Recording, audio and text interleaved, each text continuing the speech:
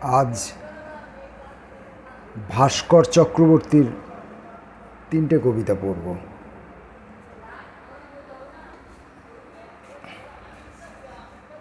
নীল রঙের গ্রহ এই কাব্যগ্রন্থ থেকে, ভাস্কর চক্রবর্তীর নীল রঙের গ্রহ এই কবিতার বই থেকে 3টে কবিতা পড়ব। দুপুরে খুব হালকা একটা স্বরের নিচে, দুধের স্বরের মতো হালকা একটা স্বরের নিচে কিছুক্ষণের জন্য, খুব অল্প সময়ের জন্য চাপা পড়ে গিয়েছিলাম। ভেসে উঠে দেখি বাইরে আকাশ জুড়ে মেঘ এসেছে, নিম্নচাপের মেঘ, যা পূর্ব ঘোষিত ছিল। নীরবে নিঃশব্দে বৃষ্টি শুরু হয়েছে। এখন ভাস্কর চক্রবর্তীর কবিতা আবার তোমাকে। যখন তোমার মুখ গাছের ভেতর দিয়ে ভেসে আসে ঘরে, তখন বিকেল হয়, সন্ধে নামে। আমি গাছেদের ভাষা শান্তভাবে বোঝবার চেষ্টা করি আরও। আমিও তো একরকম গাছ, চলাফেরা করতে পারি এই শুধু। নিচু হয়ে চায়ের দোকানে খুব ঢুকে পড়তে পারি এই শুধু।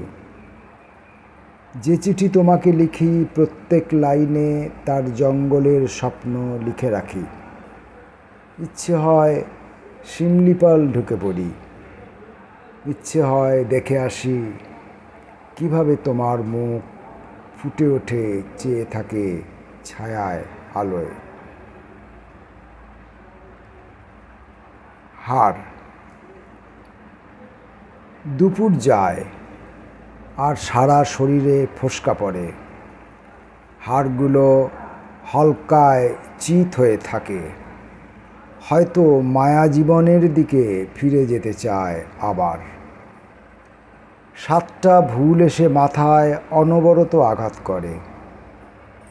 আগামী সোমবারে আমি চাই না হাড়গুলো নিয়ে আবার কথাবার্তা হোক, বরং একটা জীবনবোধ যা অপরকে বেঁচে থাকতে অনুরোধ করে।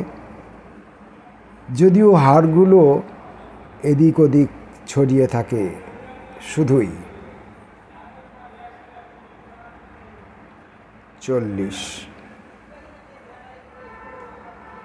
আজ সকালবেলাকে দুপুর, দুপুরবেলাকে সন্ধে, আর সন্ধেবেলাকে রাত্রিবেলায় পৌঁছতে দেখলাম। আমার জন্মের আগেকার দিনগুলোর কথা মনে পড়ছে। গাছের পাতাগুলো আজ দমবন্ধ রাত্রিরে বলতে চাইছে কি কিছু। গদ্যলেখক চিন্তামগ্ন হয়ে এইমাত্র বাড়ি ফিরলেন।